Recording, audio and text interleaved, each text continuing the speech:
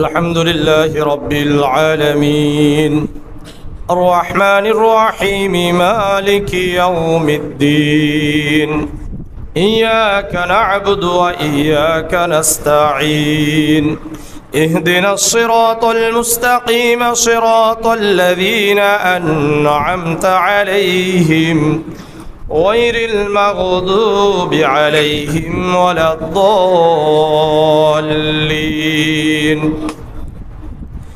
إن الله وملائكته يصلون على النبي يا أيها الذين آمنوا صلوا عليه وسلموا تسليما اللهم صل على محمد وعلى آل محمد كما صليت على إبراهيم وعلى آل إبراهيم إنك حميد مجيد اللهم بارك على محمد وعلى آل محمد كما باركت على إبراهيم وعلى آل إبراهيم إنك حميد مجيد اللهم صل على سيدنا ونبينا وشفيعنا وحبيبنا ومولانا محمد صلى الله عليه وعلى آله وأصحابه وبارك وسلم আলহামদুলিল্লাহ আমরা গত সপ্তাহে যাকাতের গুরুত্ব এবং যাকাত না দেওয়ার শাস্তি নিয়ে আলোচনা করেছি। আজকে যাকাত দেওয়ার ফজিলত, দান করার ফজিলত কি, মোটামুটিভাবে 24টা পয়েন্ট বলবো, আমরা মনোযোগ দিয়ে শুনবো ইনশাআল্লাহ। গুরুত্বপূর্ণ বিষয়গুলো, সমস্ত কিছুর ফজিলত শোনে বা জানে, কিন্তু যাকাত দেওয়ার ফজিলত জানেও না, আলোচনাও নাই। কারণ এটা সমস্যা, কষ্ট না, কষ্ট, এই জন্য এটা জানতেও চায় না। 1 নম্বর, যাকাত দেওয়ার উপকারিতা বা ফজিলত হলো,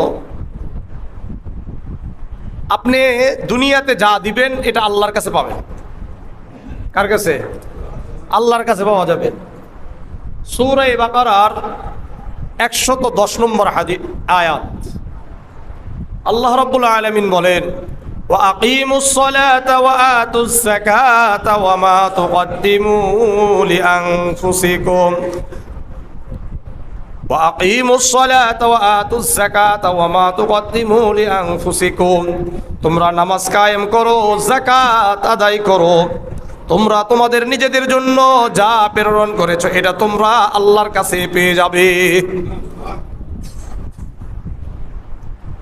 কার কাছে পাওয়া যাবে? আল্লাহর কাছে পাওয়া যাবে। তাহলে যাকাত দিলে ক্ষতি আছে না লাভ আছে? আপনি যা দিয়ে যাবেন এখন, এটা কার কাছে পাবেন? আল্লাহর কাছে পাবেন। যারা যাকাত দুনিয়াতে আদায় করে, আল্লাহ রাব্বুল আলামিন তাদেরকে মহা পুরস্কার দান করবেন। সূরা নিসার 162 নম্বর আয়াত, আল্লাহ বলেন, ওয়াল মুকিমিনাস সালাতা ওয়াল মুতুনাজ যাকাতা ওয়াল মুমিনুনা বিল্লাহি ওয়াল ইয়াউমিল আখির উলাইকা সানুতিহিম আজরান আযীমা। ওয়াল মুকিমিনাস সালাত, যারা নামাজ কায়েম করে, যাকাত আদায় করে, ওয়াল মুমিনুনা বিল্লাহি ওয়াল ইয়াউমিল আখির, আল্লাহকে বিশ্বাস করে, আখিরাতকে বিশ্বাস করে, আল্লাহ বলেন, উলাইকা সানুতিহিম আজরান আযীমা, আমি আল্লাহ অতি সত্বর তাদেরকে মহা পুরস্কার দান করব। তাহলে যদি মহা পুরস্কার পেতে চাই, শুধু নামাজ পড়লে হবে না, এর পাশাপাশি যাকাত দিতে হবে। আমি গত সপ্তাহে একটা কথা বলেছি, সবার মনে আছে কিনা? 3টা জিনিসের পরিপূরক। আল্লাহ তাআলার আনুগত্য ওই সময় প্রমাণিত হবে যখন আমরা রাসূলের আনুগত্য করব। যতক্ষণ পর্যন্ত যাকাত দিবে না, যাদের উপর যাকাত ফরজ, এরা যাকাত দিবে না, এদের নামাজ কবুল হবে না। যতক্ষণ পর্যন্ত পিতামাতার কৃতজ্ঞ হবে না, পিতা মাতার সেবা করবে না যথাযথভাবে, তারা আল্লাহ তাআলার কৃতজ্ঞতা স্বীকার করলো না। এগুলো আমি দলিল দিয়েছি গত সপ্তাহে, ওদিকে যাচ্ছি না। সুতরাং যাকাত আপনি যদি না দেন তাহলে কি হবে না? আপনার নামাজ কবুল হবে না। কয় নম্বর গেল? 2। যদি যাকাত দেন তাহলে মহাপুরস্কার কে দিবেন? আল্লাহ দিবেন। 3 নম্বর, আল্লাহ তাআলার অনুগ্রহ প্রাপ্ত হওয়ার জন্য যাকাত দিতে হবে। সূরা নূরের 56 নম্বর আয়াত আল্লাহ বলেন, ওয়াকিমুস সালাতা ওয়া আতুজ যাকাতা ওয়া আতিউর রাসূল লাআল্লাকুম তুরহামুন। তোমরা যাকাত নামাজ কায়েম করো, যাকাত আদায় করো। ওয়াকিমুস সালাতা ওয়া আতুজ যাকাত ওয়া আতিউর রাসূল, রাসূলের আনুগত্য করো। লাআল্লাকুম তুরহামুন, যাতে করে তোমরা অনুগ্রহ প্রাপ্ত হতে পারো। সুতরাং অনুগ্রহ প্রাপ্ত হওয়ার জন্য যেমন নামাজ পড়তে হবে, যাকাত দিতে হবে, আল্লাহ রাসূলের আনুগত্য করতে হবে, তাহলে আমরা আল্লাহ তাআলার পক্ষ থেকে অনুগ্রহ প্রাপ্ত হব। একটা করলে হবে না।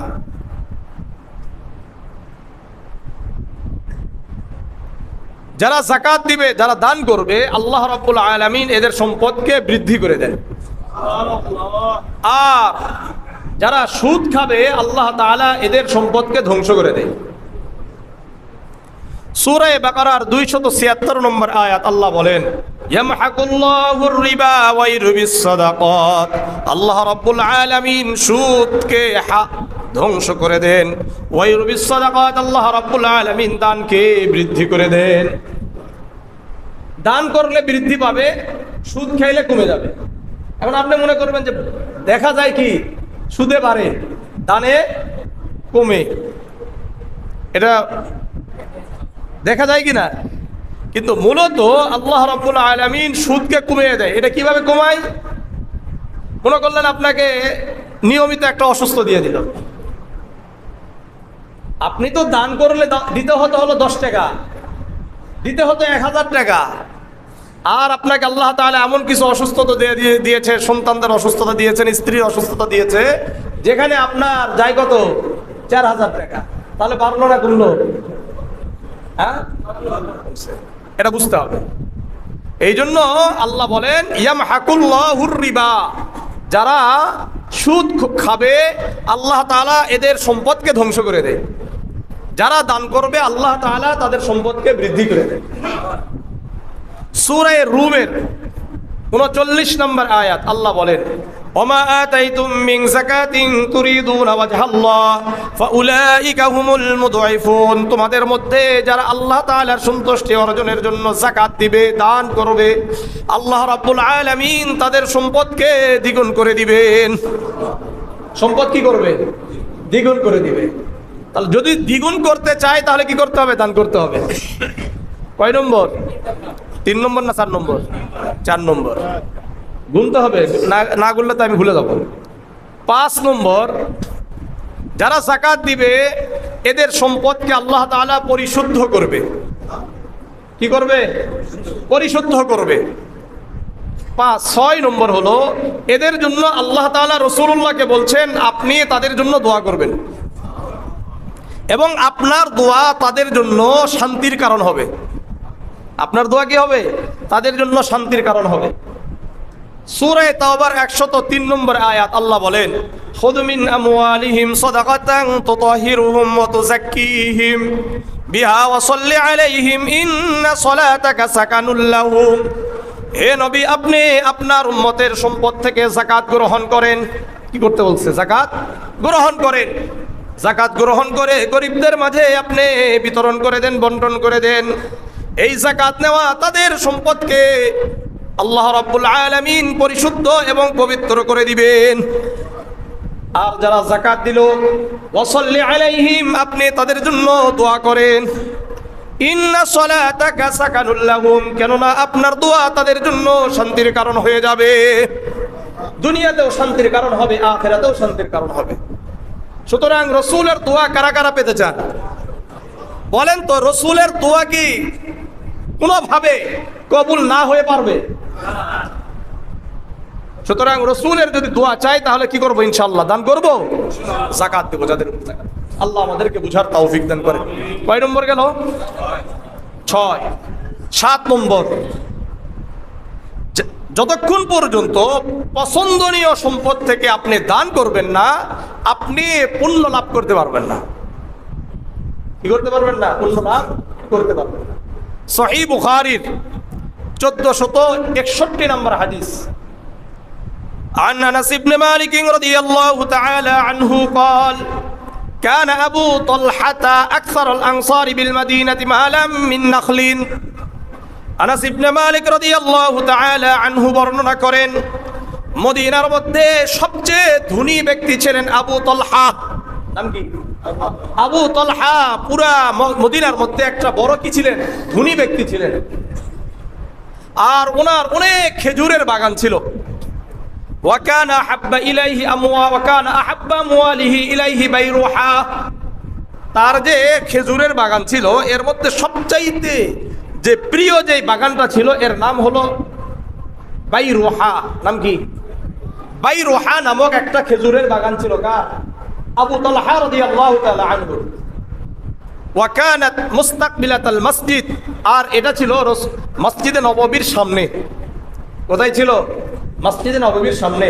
ওয়া কানা রাসূলুল্লাহ সাল্লাল্লাহু আলাইহি ওয়াসাল্লাম ইয়াদখুলুহা।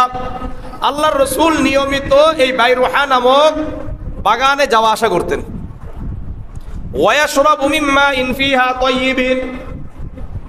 আর যেগুলো বড় বড় বাগান হয়, সুন্দর বাগান হয়, এখানে আবার ঝর্ণার ব্যবস্থা থাকে। কিসের ব্যবস্থা?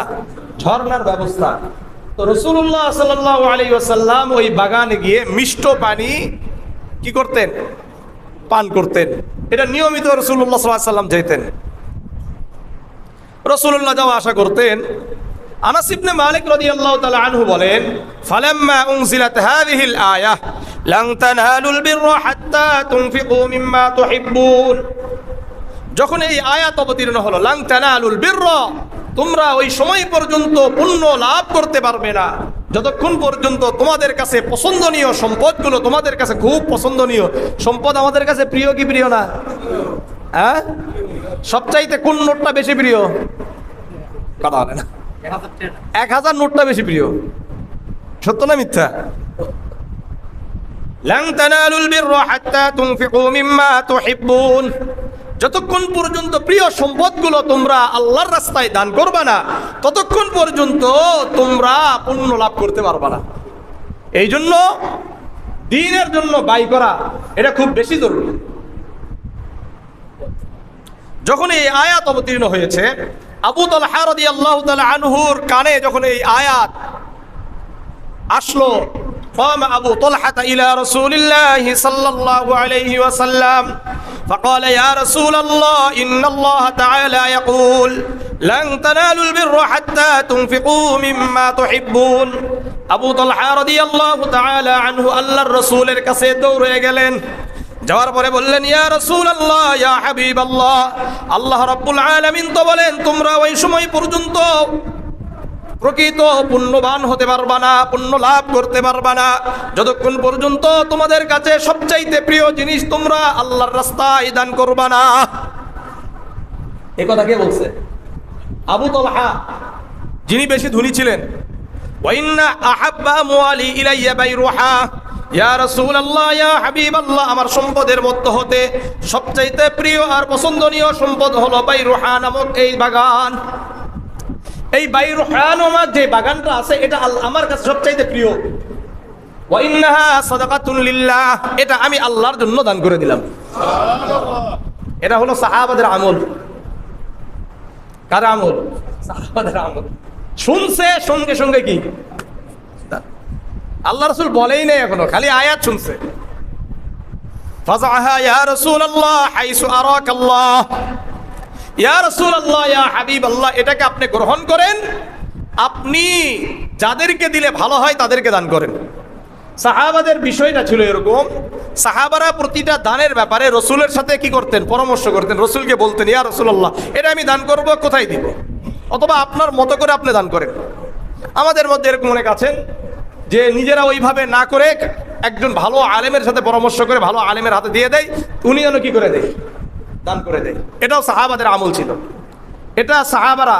হ্যাঁ, এখন ব্যাপার হলো এই জন্যই তাদের কাছে বলা, যারা আপনার সম্পর্কে ভালো করে জানে।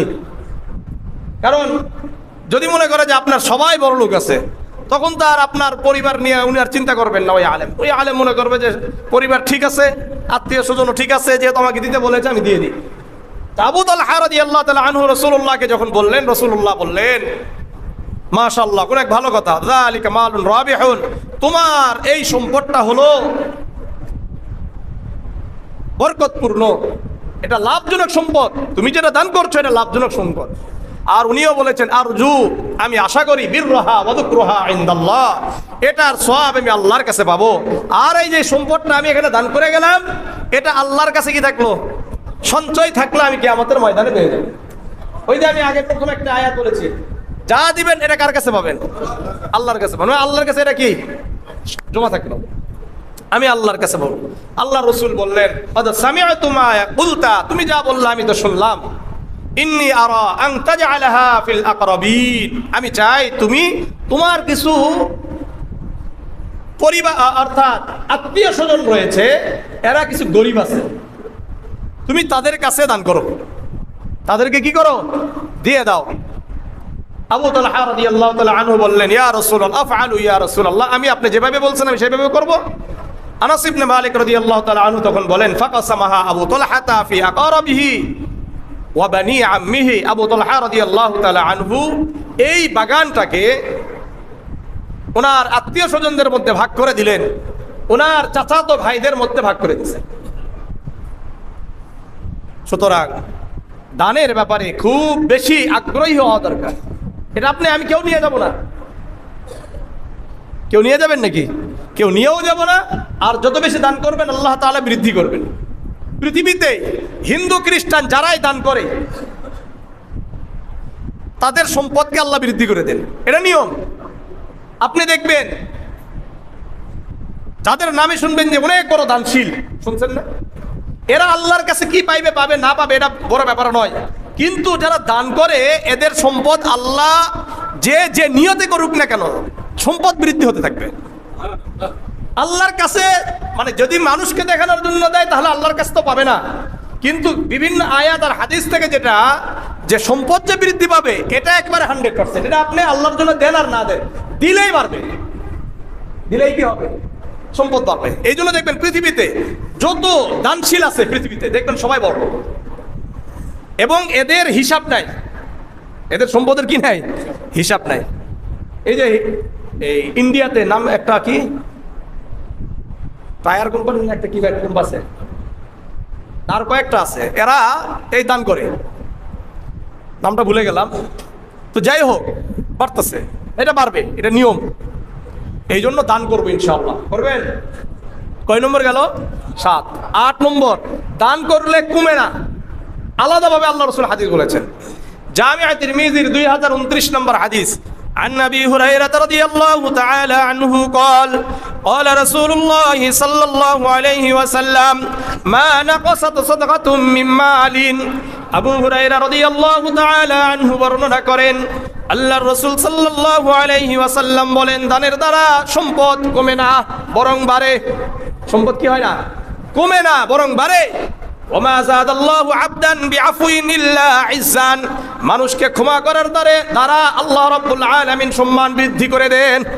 এই যে এখানেও দেখেন, কেউ কাউকে অপমান করেছে, তখন আমরা ভিতরে কি হয়, আমি যদি এই প্রতিশোধ না নিতে পারি তাহলে মনে হয় আমার সম্মান কমে গেল, প্রেস্টিজ হয় না? কিন্তু রাসূল বলছেন যে না, তুমি যদি তাকে ক্ষমা করে দাও আল্লাহ তাআলা তোমার ইজ্জতকে বৃদ্ধি করে দিবেন। এখন আপনারা বিবেক দিয়ে বলেন তো, বাস্তবতা এটা কি সঠিক কিনা? বলেন তো, যারাই ক্ষমা করে দেয় এরা মানুষের সামনে মহান হয় কি হয় না? হ্যাঁ, মহান হয় কি হয় না? আমরা কিন্তু তাৎক্ষণিকভাবে এটাকে বুঝতে পারি না, কিন্তু পরবর্তীতে চিন্তা করে, হ্যাঁ ক্ষমা করে দিলেই তো সবার কাছে মহান হয়ে যেতাম। আর অন্যরাও বলে, দেখছো এই মানুষ ক্ষমা করে দিয়েছে, কত বড় মানুষ, কত ভালো মানুষ, বলে কি বলে না? কিন্তু আমরা কিন্তু ওই সময়টা এটা নিজেকে নিয়ন্ত্রণ করতে পারি না।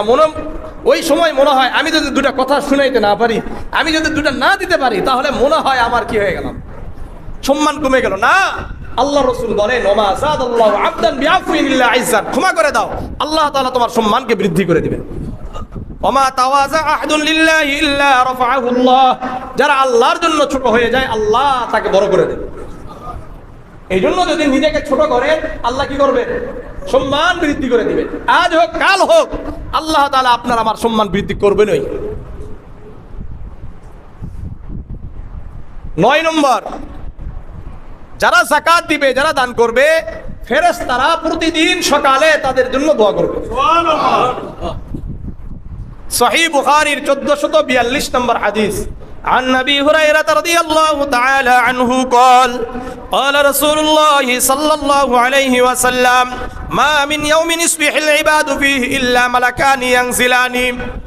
আবু হুরায়রা রাদিয়াল্লাহু তাআলা আনহু বর্ণনা করেন, আল্লাহর রাসূল সাল্লাল্লাহু আলাইহি ওয়াসাল্লাম বলেন, প্রতিদিন বান্দা যখন সকালে উঠে, কখন আমরা সকালে উঠি কি উঠি না? ইল্লা মালাকানি ইয়ানজিলান, দুইজন ফেরেশতা আসমান থেকে অবতীর্ণ হয়। কয়জন ফেরেশতা? ফায়াকুলু আহাদুহুমা আল্লাহুম্মা আ'তি মুনফিকান, একজন ফেরেশতা আল্লাহর কাছে দোয়া করে, আল্লাহ যারা কৃপণতা করে, দান করে না, আল্লাহ তাকে ধ্বংস করে দেন, তাদের সম্পদকে ধ্বংস করে দেন। যারা দান করে না তাদের ব্যাপারে কি বলে? ধ্বংসের দোয়া করে।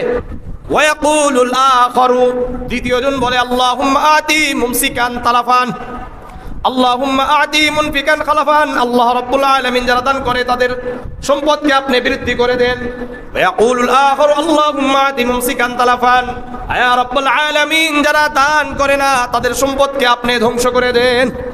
তো একজন ফেরেশতা দোয়া করে মুনফিকান খালাফান, আল্লাহ সম্পদকে বৃদ্ধি করেন যারা দান করে, আর যারা দান করে না আল্লাহ তাদের সম্পদকে আপনি ধ্বংস করে দেন। তাহলে কোন দোয়া নিবেন? ধ্বংসের দোয়া না বরকতের দোয়া নিবেন? কারা কারা বরকতের দোয়া নিবেন? তাহলে দান করবেন ইনশাআল্লাহ। 11 নম্বর, 10 হয়ে গেছে, 9, আচ্ছা 10 নম্বরটা হলো, আমরা অনেক সময় মনে করি 10 টাকা দিলাম এটার আবার ইয়াটা কি, একটা খেজুর দিলাম এটার আবার লাভ আছে। আপনি যত আগে দিবেন এটার লালন পালন তত আগে থেকে হবে। মানে চমৎকার একটা হাদিস এটা, সহিহ বুখারীর 1410 নম্বর হাদিস এটা। عن أبي هريرة رضي الله تعالى عنه قال قال رسول الله صلى الله عليه وسلم من تصدق بعدل تمرة من كسب طيب। আল্লাহর রাসূল সাল্লাল্লাহু আলাইহি ওয়াসাল্লাম বলেন, যে ব্যক্তি তার হালাল ইনকাম থেকে, হালাল উপার্জন থেকে একটি খেজুরও দান করলো। কয়টা খেজুর? একটা খেজুর। লা ইয়াকবালুল্লাহু ইল্লা তাইয়্যিবা, আর আল্লাহ রাব্বুল আলামিন হালাল ছাড়া কোনোটা কবুল করেন না। আপনি অনেক দান করছেন, হালাল না, এটা আল্লাহর কাছে গ্রহণযোগ্য না। ওয়া ইন্নাল্লাহা ইয়াতাকাব্বালুহা বিয়ামিনিহি, আর যখন মানুষ দান করে আল্লাহ রাব্বুল আলামিন তার ডান হাতে কবুল করেন। কোন হাতে? ডান হাতে কবুল করেন। দেখেন রাসূল কি বলছেন, সুম্মা ইরাব্বি লিসাহিবিহি, একটা খেজুর দিয়েছেন না, এখন আল্লাহ তাআলা এই একটা খেজুরকে দানকারীর জন্য লালন পালন করে। কি করে? লালন পালন করে। কেমন? সুম্মা ইরাব্বি আহাদুকুম ফালুহু, যেমন নাকি তোমাদের মধ্যে কেউ একটা ঘোড়া প্রসব করেছে, প্রসব করার পরে এই ঘোড়ার বাচ্চা যেটা হলো এটার মালিক এটাকে লালন পালন করে কি করে না? উট হলে উটেরটা লালন পালন করে কি করে না? বকরি হলে বকরিরটা লালন পালন করে কি না? যেমন নাকি মালিক এই উটের বাচ্চা, ঘোড়ার বাচ্চা, গরুর বাচ্চাগুলোকে লালন পালন করে, ঠিক তেমনি ভাবে তোমাদের রব তোমাদের দানগুলোকে লালন পালন করতে থাকে। হাত্তা তাকুনা মিসলাল জাবাল, এমন কি ওই দানটা পাহাড় সমমান হয়ে যায়। সুবহানাল্লাহ। কি মান? পাহাড়ের সমমান হয়ে যায়, সমতুল্য হয়ে যায়। একটা খেজুর কে লালন পালন করতে করতে উহুদ পাহাড় পরিমাণ হয়ে যাবে, বিশাল বড় বড় পাহাড় সমমান আল্লাহ রাব্বুল আলামিন ওটাকে বাড়াইয়া দিবেন। সুবহানাল্লাহ। এই জন্য যত বেশি দান করবেন, যত আগে দান করবেন, ততটা এটা বড় হবে বেশি। ভালো থাকবে ইনশাআল্লাহ। 11 নম্বর, দান হলো ঈর্ষণীয় আমল। এটা সহিহ মুসলিমের 1779 নম্বর হাদিস।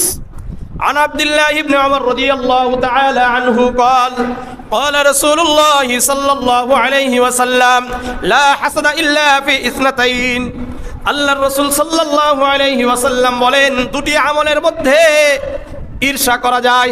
কি করা যায়?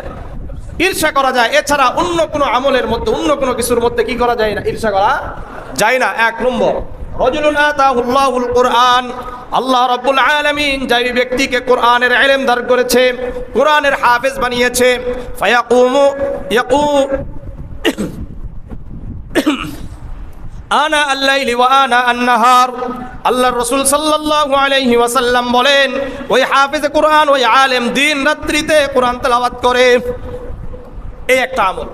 একজন হাফেজ এক পারা পড়েছে, আরেকজন হাফেজের উচিত হবে যে ও এক পারা পড়েছে, আমি দুই পারা পড়বো কমপক্ষে, পারলে আরো বেশি পড়বো।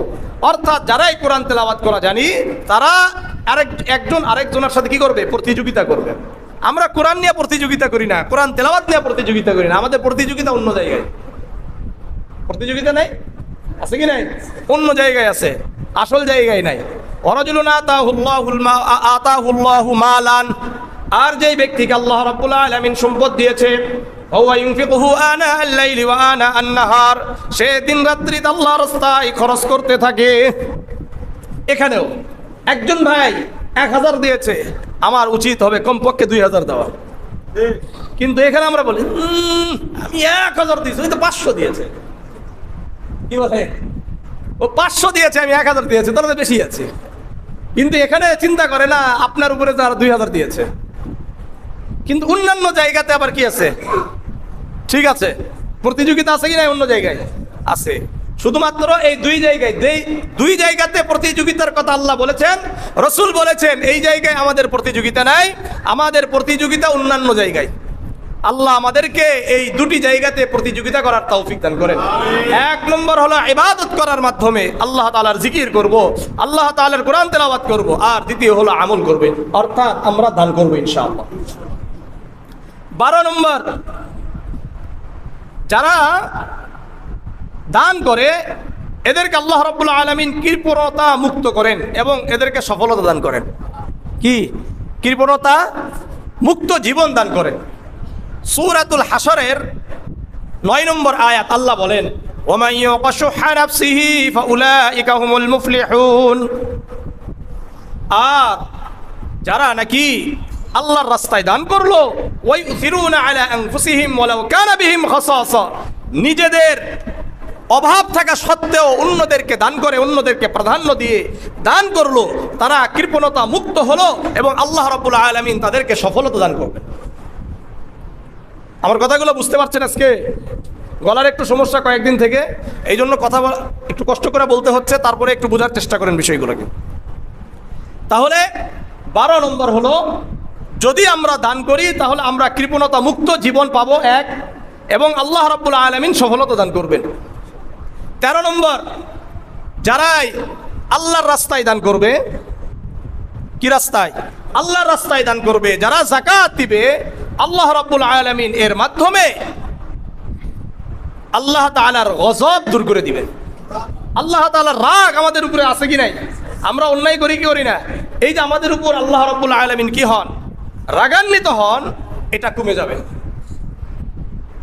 আল বাইহাকি ফি শুআবিল ঈমান একটা কিতাব আছে, এই কিতাবের 3442 নম্বর হাদিস, عن نبي سعيد الخدري رضي الله تعالى عنه قال قال رسول الله صلى الله عليه وسلم صدقة السر, গোপনীয় দান, তুতফিউ গযবার রাব্বি, আল্লাহ রাব্বুল আলামিনের রাগকে দূরীভূত করে দেন।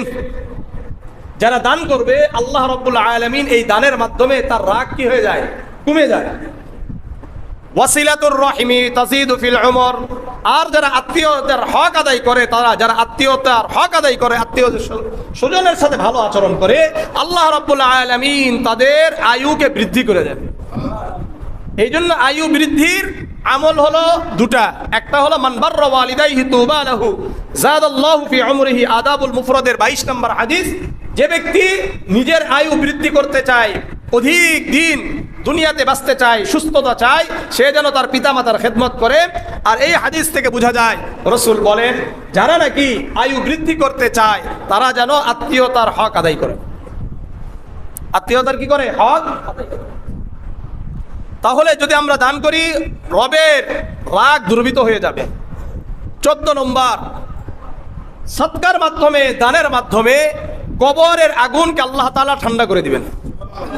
সহিহ আত-তারগীবের 873 নম্বর হাদিস, عن عقبة بن عامر رضي الله تعالى عنه قال قال رسول الله صلى الله عليه وسلم إن الصدقة لتطفئ عن أهلها حر القبور।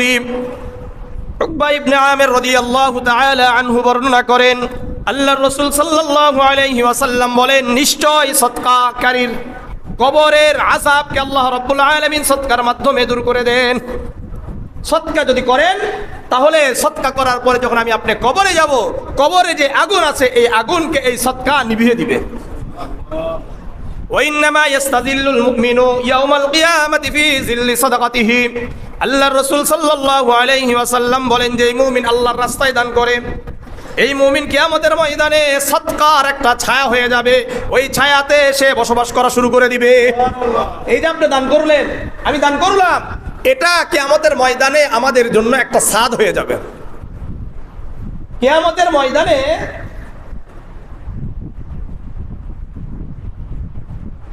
তাপটা বেশি থাকবে না কম থাকবে?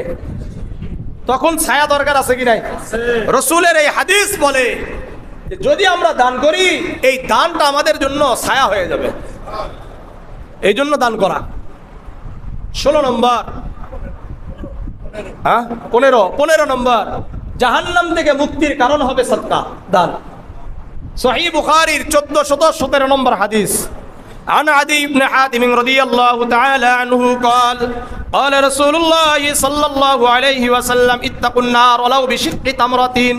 আল্লাহর রাসূল সাল্লাল্লাহু আলাইহি ওয়াসাল্লাম বলেন তোমরা জাহান্নাম থেকে বাঁচো যদিও একটা খেজুরের মাধ্যমে হয়, একটা খেজুর দিয়ে হলেও তোমরা জাহান্নামের আগুন থেকে নিজেদেরকে বাঁচাও, একটা খেজুর হলেও। অর্থাৎ কিছুই নাই, কমপক্ষে একটা খেজুর দিয়েও কি করো? জাহান্নামের আগুন থেকে নিজেকে বাঁচাও। 16 নম্বর, জান্নাত লাভের কারণ। দান করলে কি পাওয়া যায়? দান করার পরে মারা গেছেন, আল্লাহ জান্নাত দিবেন। মুসনাদে আহমদের 24323 নম্বর হাদিস, عن حذيفة رضي الله تعالى عنه قال أسندت النبي صلى الله عليه وسلم إلى صدري। হুযায়ফা রাদিয়াল্লাহু তাআলা আনহু বর্ণনা করেন আমি আল্লাহর রাসূল সাল্লাল্লাহু আলাইহি ওয়াসাল্লামের সাথে একবার সাক্ষাৎ হলো। সালাম বিনিময় হওয়ার পরে আমি আল্লাহর রাসূলকে আমার বুকের সাথে মিলিয়ে নিলাম। কি করলাম? বুকের সাথে মিলিয়ে নিলাম। তখন আল্লাহর রাসূল আমাকে বলছেন, শোনো, মান ক্বালা লা ইলাহা ইল্লাল্লাহ খুতিমা লাহু বিহা দাখালাল জান্নাহ। যে ব্যক্তি বলল লা ইলাহা ইল্লাল্লাহ এরপরে মৃত্যুবরণ করলো ওই ব্যক্তি জান্নাতি। ওমান সামা ইয়াওমা ইবতিগা ওয়াজহিল্লাহি খুতিমা লাহু বিহা দাখালাল জান্নাহ। যে ব্যক্তি আল্লাহর সন্তুষ্টির জন্য রোজা রেখেছে এরপরে মারা গিয়েছে ওই ব্যক্তি জান্নাতি।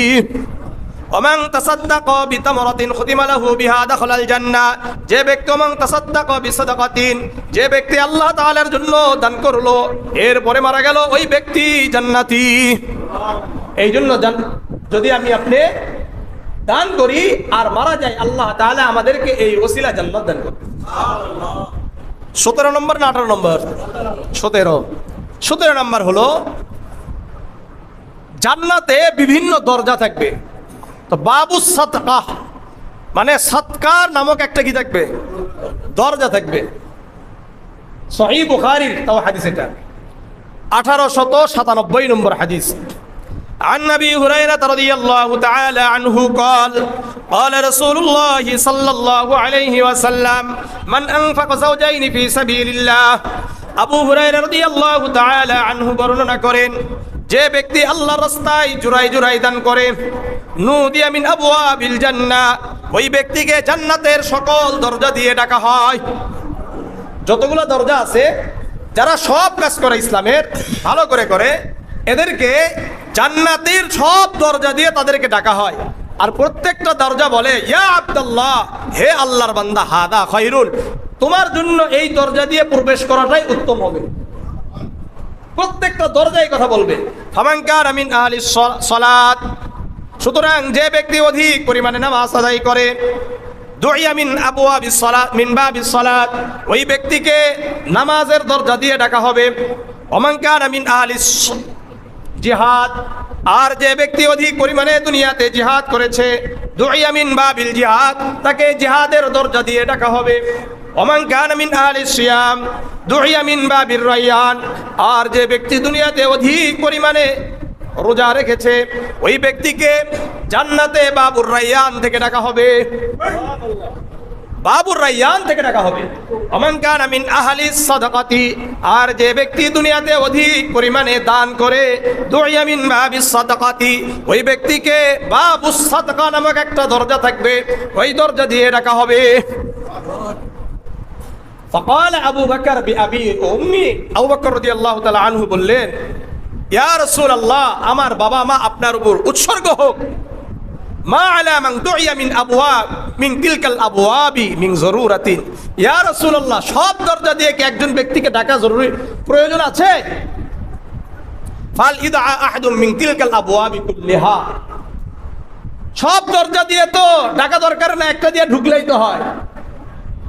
এরপরে আবার আবু বকর রাদিয়াল্লাহু তাআলা আনহু বললেন, ইয়া রাসূলুল্লাহ, দুনিয়াতে কি এরকম কোন ব্যক্তি আছে যাকে সকল দরজা দিয়ে ডাকা হবে?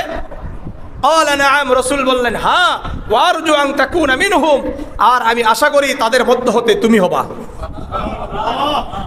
আবু বকর রাদিয়াল্লাহু তাআলা আনহুকে জান্নাতের সকল দরজা দিয়ে ডাকা হবে। আল্লাহ আমাদেরকেও আবু বকর রাদিয়াল্লাহু তাআলা আনহুর মতো আমল করার তৌফিক দান করুন। তাহলে সকল দরজা দিয়ে যেন আমাদেরকে ডাকে, দানের দরজা দিয়েও যেন আমাদেরকে ডাকে, এই জন্য আমাদেরকে দান করা দরকার। 18 নম্বর 19, খারাপ মৃত্যু থেকে বাঁচাবে। খারাপ মৃত্যু হয় কি হয় না? খারাপ মৃত্যু হয়। এই খারাপ মৃত্যু থেকে যদি বাঁচতে চান তাহলে দান করুন। জামিআ তিরমিজির 664 নম্বর হাদিস, عن أنس بن مالك رضي الله تعالى عنه قال قال رسول الله صلى الله عليه وسلم إن الصدقة لتطفئ غضب الرب وتدفع ميتة السوء। আনাস ইবনে মালিক রাদিয়াল্লাহু তাআলা আনহু বর্ণনা করেন, আল্লাহর রাসূল সাল্লাল্লাহু আলাইহি ওয়াসাল্লাম বলেন, নিশ্চয় সদকা আল্লাহ তাআলার রাগকে দূরীভূত করে দেয়, ওয়া তাদফাউ মিতাতাস সুই, খারাপ মৃত্যু থেকে তাকে হেফাজত করে। যদি আপনি দুনিয়াতে অধিক পরিমাণে দান করেন, আল্লাহ তাআলা খারাপ মৃত্যু থেকে আপনাকে হেফাজত করবেন। এই জন্য কারা কারা ভালো মৃত্যু চান? যদি চেয়ে থাকেন এখন থেকে নিয়মিত দান করেন। 19 গেল। 20 নাম্বার হলো সদকা আমাদের গুনাহগুলোকে মিটিয়ে দেয়। সুনানে ইবনে মাজার 4210 নম্বর হাদিস, মানে 4210। عن أنس بن مالك رضي الله تعالى عنه قال قال رسول الله صلى الله عليه وسلم الحسد يأكل الحسنات كما تأكل النار الحطب। হিংসা মানুষের আমলকে এমন ভাবে ধ্বংস করে দেয় যেমন নাকি আগুন কাষ্ঠকে জ্বালিয়ে দেয়। হিংসা করলে আমল শেষ, হিংসা করা যাবে? ওয়াসসাদকাতু তুতফিউল খাতিআতা কামা ইউতফিউল মাউন নার, আর সদকা দান হলো গুনাহকে এমন ভাবে মিটিয়ে দেয়, দূর করে দেয় যেমন নাকি পানি আগুনকে নিভিয়ে দেয়। পানি থাকলে আগুন থাকে, হ্যাঁ? আগুনকে যেমন নাকি পানি নিভিয়ে দেয়, ঠিক তেমনি ভাবে সদকা দান আমার আপনার গুনাহকে মিটিয়ে দিবে। ওয়াসসালাতু নূরুল মুমিন, নামাজ হলো মুমিনের আলো। ওয়াসসাওমু ওয়াসসিয়ামু জান্নাতুম মিনান নার, এই রাসূল হাদিসের মধ্যে রাসূল বলেন, রোজা হলো জাহান্নাম থেকে মুক্তির কারণ, জাহান্নাম থেকে বাঁচার ঢাল স্বরূপ। একটা কথা কয়েকবার করে চলে আসতেছে হাদিস, যেহেতু আমি হাদিস পুরাটা বলি এই জন্য কি পুরাটাই চলে আসে, বুঝে আসছে। 21 নাম্বার, রাসূলুল্লাহ বলেন, তোমরা যখন অসুস্থ হবা আগে দানের মাধ্যমে তোমরা চিকিৎসা করো। কিসের মাধ্যমে? দানের মাধ্যমে চিকিৎসা করো। সহিহুল জামি' একটা কিতাব আছে, এই কিতাবের 3358 নম্বর হাদিস। عن أبي أمامة الباهلي رضي الله تعالى عنه قال قال رسول الله صلى الله عليه وسلم داووا مرضاكم بالصدقة। আবু উমামা আল বাহিলি রাদিয়াল্লাহু তাআলা আনহু বর্ণনা করেন, আল্লাহর রাসূল সাল্লাল্লাহু আলাইহি ওয়াসাল্লাম বলেন, যখন তোমরা অসুস্থ হও, তোমাদের সন্তান অসুস্থ হয়, তোমাদের স্ত্রী অসুস্থ হয়, আত্মীয় স্বজন অসুস্থ হয়, তুমি নিজেও অসুস্থ হও, সঙ্গে সঙ্গে দানের মাধ্যমে তোমরা চিকিৎসা শুরু করে দাও। কিসের মাধ্যমে? দানের মাধ্যমে চিকিৎসা শুরু করো। আল্লাহ রাব্বুল আলামিন তোমাদেরকে সুস্থ করে দিবেন। সুস্থতার মালিক কে? অসুস্থ করার মালিক কে? আল্লাহ তাআলা যেহেতু অসুস্থতা দিয়েছেন, ওই আল্লাহই সুস্থ করবেন। এই জন্য আগে কিসের মাধ্যমে করবেন? দানের মাধ্যমে। আজকে থেকে কারা কারা নিয়ত করতে পারেন যে আমরা অসুস্থ হলে আগে দান করব, এরপরে অন্য ব্যাপার। ঠিক আছে ইনশাআল্লাহ? করবেন তো ইনশাআল্লাহ? আল্লাহ আমাদেরকে কবুল করেন। 20 গেছে না ভাই? 21 হয়ে গেছে। আল্লাহ 21 গেছে। 22 নাম্বার হলো, যারা দান করবে এরা আরশে আজিমের ছায়াতলে ছায়া পাবে। সহিহ বুখারীর 660 নম্বর হাদিস। عن أبي هريرة رضي الله تعالى عنه قال قال رسول الله صلى الله عليه وسلم 7 يظلهم الله في ظله يوم لا ظل إلا ظله। আবু হুরায়রা রাদিয়াল্লাহু তাআলা আনহু বর্ণনা করেন, আল্লাহর রাসূল সাল্লাল্লাহু আলাইহি ওয়াসাল্লাম বলেন, যখন কোনো ছায়ার ব্যবস্থা থাকবে না, আল্লাহ রাব্বুল আলামিন 7 শ্রেণীকে আরশে আজিমের ছায়াতলে ছায়াদান করবেন। নিজের ছায়া মানে হলো আরশে আজিমের ছায়াতলে ছায়াদান করবেন। কয় শ্রেণী? 7 শ্রেণী। 1 নম্বর আল ইমামুল আদিল, ন্যায়পরায়ণ বাদশাহ, ন্যায়পরায়ণ শাসক। আল্লাহ রাব্বুল আলামিন তাকে আরশে আজিমের ছায়াতলে ছায়াদান করবেন। 2 নম্বর ওয়াশাবুন নাশা ফি ইবাদাতি রাব্বিহি আযজা ওয়া জাল্লা, যেই যুবক যৌবন বয়সে আল্লাহর ইবাদত করে, যৌবন বয়সে এদিক সেদিক করার পরে মনে হয়েছে যে এখন ভালো হয়ে যাব, আলহামদুলিল্লাহ, এটাও ভালো, তাও জান্নাত পাবেন। কিন্তু যৌবন বয়সে ইবাদত করলে যেই সম্মানটা পাওয়ার কথা ছিল সেটা পাবেন না। পাবেন? সুতরাং যারা যৌবন বয়সে খারাপ থেকে বেঁচে থাকবে, রবের ইবাদত করবে, রবকে সাজদা করবে, এদিক সেদিকে যাবে না, সুন্নতের উপর চলাফেরা করবে, আল্লাহ তাআলা তাদেরকে আরশে আজিমের ছায়াতলে ছায়াদান করবেন। 3 নম্বর ওয়ারাজুলুন কলবুহু মুআল্লাকুন ফিল মাসাজিদ, যাদের অন্তর সর্বদা মসজিদের সাথে ঝুলন্ত অবস্থায় থাকে, মানে সব সময় মনে হয় কখন আবার মসজিদে যাব। 4 নম্বর ওয়ারাজুলানি তাহাব্বা ফিল্লাহি ইজতামা আলাইহি, 2 জন ব্যক্তি আল্লাহর জন্যই ভালোবাসে, আল্লাহর জন্য একত্রিত হয়, আল্লাহর জন্য পৃথক হয়ে যায়। 5 নম্বর ওয়ারাজুলুন তালাবাতহু ইমরাতুন যাতু মানসাবিন ওয়া জামালিন ফাকালা ইন্নী আখাফুল্লাহ, কোন সুন্দর নারী তাকে বলেছে আসো ফুর্তি করি, আর সে বলে আমি আল্লাহকে ভয় করি। 6 নম্বর ওয়ারাজুলুন তাসাদ্দাকা আখফা হাত্তা লা তা'লামা শিমালুহু মা তুনফিকু ইয়ামিনুহু, যে ব্যক্তি গোপনে আল্লাহর রাস্তায় দান করেছে, ডান হাতে দান করেছে, যা বাম হাত জানে না। আর 7, এখানে আর কোন কথা আছে, এই একটা হাদিসের উপর ভিত্তি করে অনেকে দানই করে না, চাইলে বলে যে আমি গোপনে দান করি। কি গোপনের হাদিস যেমন আছে, প্রকাশ্যের হাদিসও কি আছে। আপনার দানের কারণে যদি আরো 10 জন কি হয়, উৎসাহিত হয়, এই জায়গাতে আপনার গোপনে দান করা থেকে কি প্রকাশ্যে দান করা উত্তম। আর আপনার ভিতরে যদি খালি ভাব আসে, এই যারা মনে করলেন দান করার পরে ইমাম সাহেবের কাছে দোয়া চান, এদের উচিত এরা কি করবে? গোপনে দোয়া করবে, এই গোপনে কি করবে? দান করবে। এবং যদি আসলেই এদের ভিতরে গোপনীয়তার কি করতে চায়, এরা কখনো এসে কি করবে না, হুজুর দোয়া করেন, কথাটা বুঝছে? মানে কোনোভাবেই প্রকাশ করার জন্য চেষ্টা করে না। কিন্তু দেখা যায় যারা ওই কথাগুলো বলে, তারাই আবার বিভিন্ন ভাবে প্রকাশ করানোর জন্য কি করে, চেষ্টা করে। আল্লাহ বুঝার তৌফিক দান করে। তো যাই হোক, গোপনীয় দান দরকার, প্রকাশ্যে দানও কি দরকার। আর 7 নম্বর ওয়ারাজুলুন যাকারাল্লাহ খালিয়ান ফাফাসাত আইনাহু, যে ব্যক্তি নির্জনে আল্লাহ তাআলার কাছে আল্লাহ তাআলার জিকির করে চক্ষু দিয়ে অশ্রু ঝরে যায়, ওই ব্যক্তিকেও আল্লাহ রাব্বুল আলামিন কিয়ামতের ময়দানে আরশে আজিমের ছায়াতলে ছায়াদান করবেন। তো যাই হোক, যারা দান করবে আল্লাহ তাআলা তাদেরকে আরশে আজিমের ছায়াতলে ছায়া দান করবেন। 22 নম্বর গেছে না, 23 নম্বর, এখন 23 নম্বর। 23 নম্বর হলো যারা, এটা হলো ঈমান, যে আপনি যে ঈমানদার এটার প্রমাণ হিসাবে আপনাকে দান করতে হবে। আপনি যে ঈমানদার কি না এটার প্রমাণ কি? আপনার দান। সহিহ মুসলিমের 422 নম্বর হাদিস, عن أبي مالك الأشعري رضي الله تعالى عنه قال قال رسول الله صلى الله عليه وسلم الطهور شطر الإيمان, পবিত্রতা ঈমানের অঙ্গ। আলহামদুলিল্লাহ তামলাউল মিজান, যখন তোমরা আলহামদুলিল্লাহ বলবা আল্লাহ রাব্বুল আলামিন মিজানের পাল্লাকে ভারী করে দিবেন। সুবহানাল্লাহি আলহামদুলিল্লাহ তামলাআন, এই তামলাউ মা বাইনাস সামাওয়াতি ওয়াল আরদ, আর যখন তোমরা সুবহানাল্লাহ আলহামদুলিল্লাহ বলবা আসমান আর জমিনের মাঝখানে ফাঁকা জায়গাকে নেকি দ্বারা আল্লাহ তাআলা পরিপূর্ণ করে দিবেন। ওয়াস সালাতু নূরুন, নামাজ হলো আলো, এই আলো দিয়ে জান্নাতের পথে যাওয়া যায়। ওয়াস সাদাকাতু বুরহানুন, আর দান হলো ঈমানের প্রমাণ। ঈমানের কি? আপনি দান করলে বোঝা যাবে যে আপনি ঈমানদার। আপনি কি ঈমানদার? ওয়াসসাবরু জিয়াউন, আর ধৈর্য হলো আলো। মানুষের জীবনকে আলোকিত করে কি? ধৈর্য।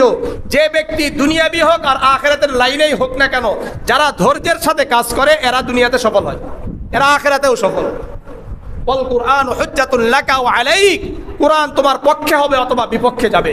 যারা কোরআন পড়বে, কোরআনের অনুযায়ী আমল করবে, কোরআনের পক্ষে কথা বলবে, কোরআনকে বাস্তবায়নের জন্য চেষ্টা করবে, এই কোরআন কিয়ামতের ময়দানেও তার পক্ষে কথা বলবে। আর যারা কোরআন পড়বে না, কোরআন অনুযায়ী আমল করবে না, কোরআনের বিপক্ষে কথা বলবে, কোরআন যারা বাস্তবায়ন করতে চায় তাদের বিরোধিতা করবে, কোরআন কিয়ামতের ময়দানে তাদের বিরুদ্ধে যাবে। কুল্লুন নাস ইয়াগদু ফাবাইউন নাফসাহু ফামুতিকুহা আও মুবিকুহা, প্রতিদিন মানুষ ওঠে কি ওঠে না সকালে। কেউ নিজেকে আল্লাহর কাছে বিক্রি করে দিয়ে জান্নাতি হয়, আর কেউ নিজেকে শয়তানের কাছে বিক্রি করে নিজেকে জাহান্নামের দিকে ঠেলে দেয়। যারা ফজরের সালাত আদায় করে এরা কার কাছে বিক্রি হয়? আর যারা ফজরের নামাজ না পড়ে চাকরিতে যায় আর ব্যবসায় যায় এরা কার কাছে বিক্রি হয়?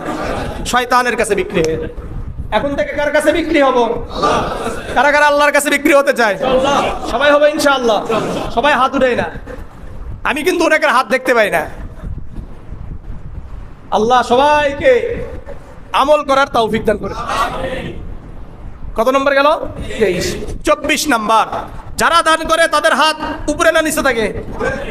উপরের হাত নিচের হাত হতে উত্তম। সহিহ বুখারীর 1427 নম্বর হাদিস, আন হাকিম ইবনে হিজাম রাদিয়াল্লাহু তাআলা আনহু থেকে বর্ণিত, রাসূল বলেন আল ইয়াদুল উলিয়া খায়রুম মিনাল ইয়াদিস সুফলা, নিচের হাত হতে উপরের হাত হলো উত্তম। নিচের হাত হতে উপরের হাত হলো কি? উত্তম। কেন?